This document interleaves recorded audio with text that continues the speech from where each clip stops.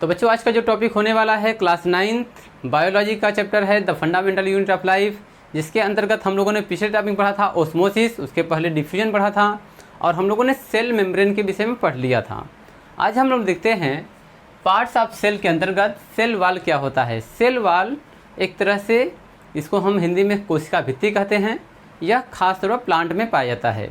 तो हम लोग देखते हैं कि आखिर सेल को हम दो कैटेगरी में क्यों बांटते हैं। टाइप ऑफ सेल के अंतर्गत हम देखते हैं एनिमल सेल अलग होता है, प्लांट सेल अलग होता है। तो प्लांट सेल और एनिमल सेल दोनों सेल से ही बने हुए हैं, तो इतनी विविधता क्यों है। देखिए प्लांट सेल में आप देखते हैं कि एक छाल होता है, छाल के अंदर कुछ लकड़ी होते हैं और पत्ते होते हैं, तो इनका संरचना अलग है।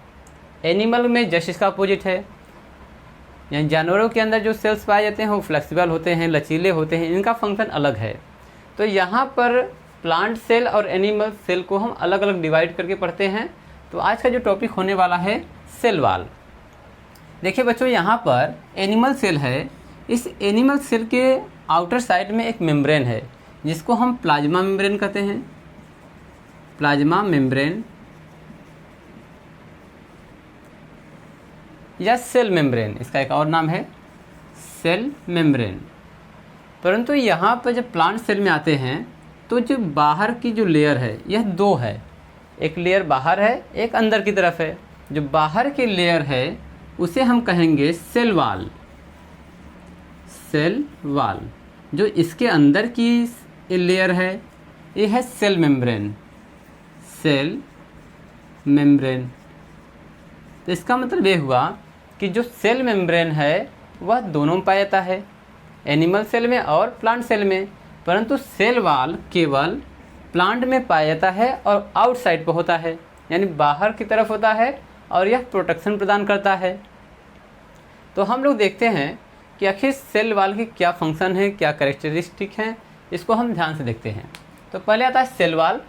It is tough non living covering outside plasma membrane, यानी कि जो सेल वाल है यह मृत पाया जाता है अर्थात नॉन लिविंग, टफ कड़ा होता है, कवरिंग आउटसाइड पूरे बॉडी के बाहर की तरफ जो है कवर करके रखता है। द प्लाज्मा मेम्ब्रेन, यानी जो प्लाज्मा मेम्ब्रेन है ये अंदर वाला पार्ट इसके चारों तरफ ये क्या है पूरी तरह से कवर करके रखा है। और ये कैसा होता है, टफ होता है और नॉन लिविंग होता है, अर्थात ये जिंदा या जिंदा नहीं होता है, मृत अवस्था में होता है, डेड होता है। यह प्लाज्मा मेम्ब्रेन के चारों तरफ पाया जाता है और यह कड़ा होता है, टफ होता है। नेक्स्ट है it is found plant fungal and bacteria. यह जो पाया जाता है यह सबसे पहले प्लांट में, फिर फंगी में या फंगल में और बैक्टीरिया यानी जीवाणुओं में पाया जाता है। तो ख़ास तौर पर हम लोग इसको जब पढ़ते हैं तो हम प्लांट सेल में इसके ज़्यादा अध्ययन करते हैं। सेल वाल को प्लांट के अंतर्गत हम लोग ज़्यादा देखते हैं।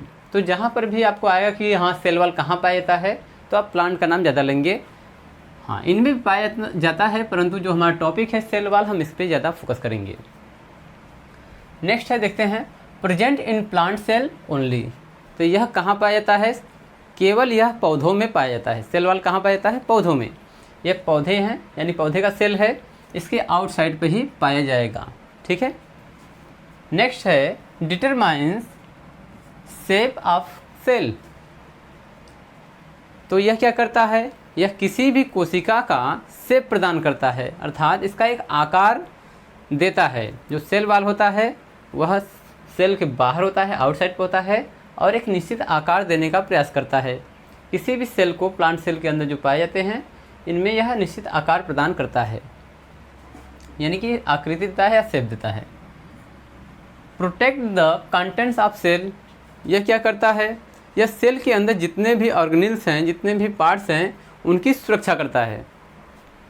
सेल के अंदर जो है न्यूक्लियस है, माइटोकॉन्ड्रिया है, वैक्यूल्स है, इनको एक प्रोटेक्शन प्रदान करता है, उनको पकड़ के रखता है। ठीक है, कंड में पकड़ के रखना। आगे मेड अप ऑफ सेलुलोज। यह किसका बना होता है, यह बना होता है सेलुलोज का। सेलुलोज क्या होता है, सेलुलोज एक तरह का कार्बोहाइड्रेट का बना हुआ एक मटेरियल होता है जिससे कि हाँ सेलुलोज जो है यह कार्बोहाइड्रेट का बना होता है। कार्बोहाइड्रेट के सूत्र में ग्लूकोज के सूत्र में ही आता है। और पूरी लकड़ी जो है, पूरा प्लांट जो है सेलुलोज का ही बना होता है। जो अंदर की कास्ट होती है सब सेलुलोज होते हैं। आगे है प्रोवाइड्स स्ट्रेंथ टू सेल। यह सेल को क्या करता है, मजबूती प्रदान करता है। सेल वाल क्या करेगा, सेल को मजबूती प्रदान करेगा, स्ट्रेंथ प्रदान करेगा। It has a narrow pores called pits. इसमें जो होते छोटे छोटे छिद्र पाए जाते हैं, छोटे छोटे छिद्र पाए जाते हैं जिनको पिट्स के नाम से जाना जाता है, जिनको पिट्स के नाम से जाना जाता है। इसका काम क्या होता है, यह नॉन लिविंग है तो यह किसी भी मटेरियल को अंदर या बाहर जाने से रोक नहीं सकता है। तो इसका कार्य जो है अलग अलग होते हैं। ठीक है, यानी किसी भी मटेरियल को वह अंदर भी जाने से नहीं रोकेगा और बाहर निकलने से भी नहीं रोकेगा। तो इसमें छोटे छोटे छिद्र पाए जाते हैं जिनको पिट्स कहा जाता है। आगे है make cytoplasmic bridge called plasmodesmata. तो इसमें जो ये पोर्स बने हुए हैं इनको एक अलग जो है नाम दिया गया है जिसका नाम है प्लाज्मोस्मेटा। यानी कि यह क्या करता है, यह साइटोप्लाज्मिक ब्रिज प्रदान करता है। यानी कि यह एक ब्रिज बनाता है जिससे कि साइटोप्लाज्म अंदर और बाहर जा सके। ठीक है,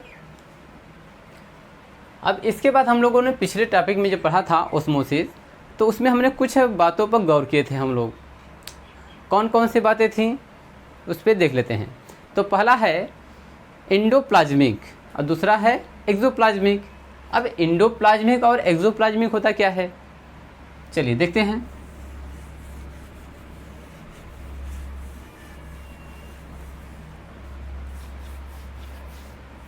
बच्चों हम लोगों ने पिछले पार्ट में देखा था हाइपोटोनिक,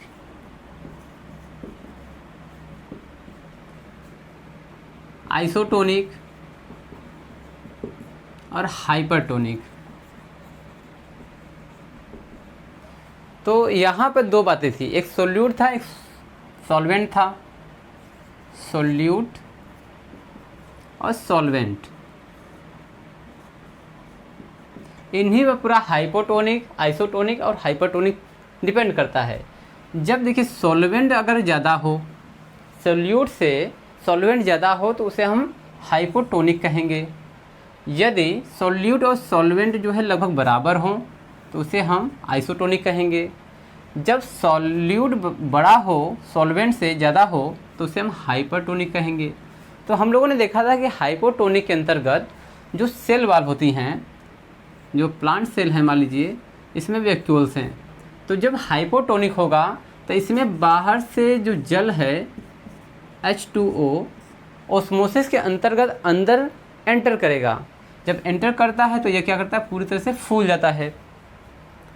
बाहर का कंसंट्रेशन ज़्यादा होगा, अंदर का कम होगा, तो क्या करेगा, जल जो है अंदर एंटर कर जाएगा।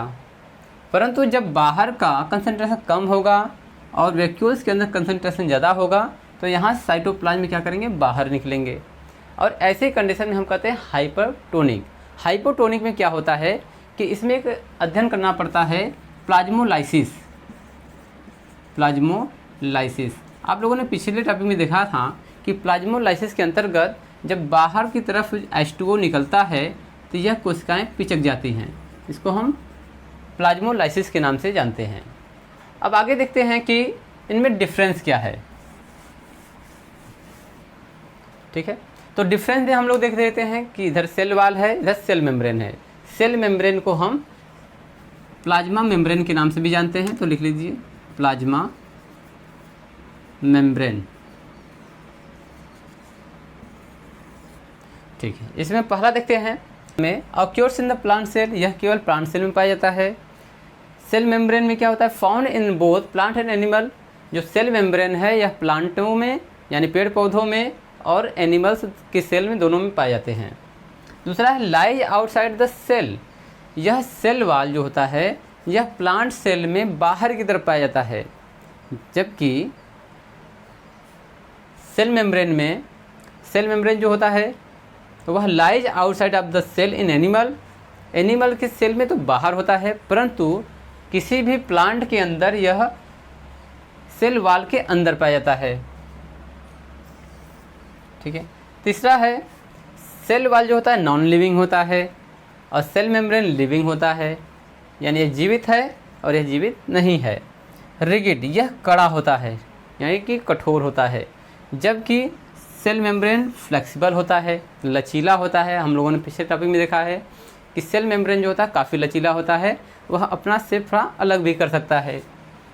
5 नंबर परमीबल, यह क्या होता है, जो सेल वॉल होता है वह परमीबल होता है, यानी कि वह यानी कि पहली बात है डेड है, तो यह चाहे ओस्मोसिस के अंतर्गत मटेरियल बाहर निकले या अंदर जाए, इसमें कोई प्रभाव नहीं पड़ता है। जबकि सेल मेम्ब्रेन जो होता है फ्लेक्सिबल के साथ साथ सिलेक्टिवली परमीबल होता है।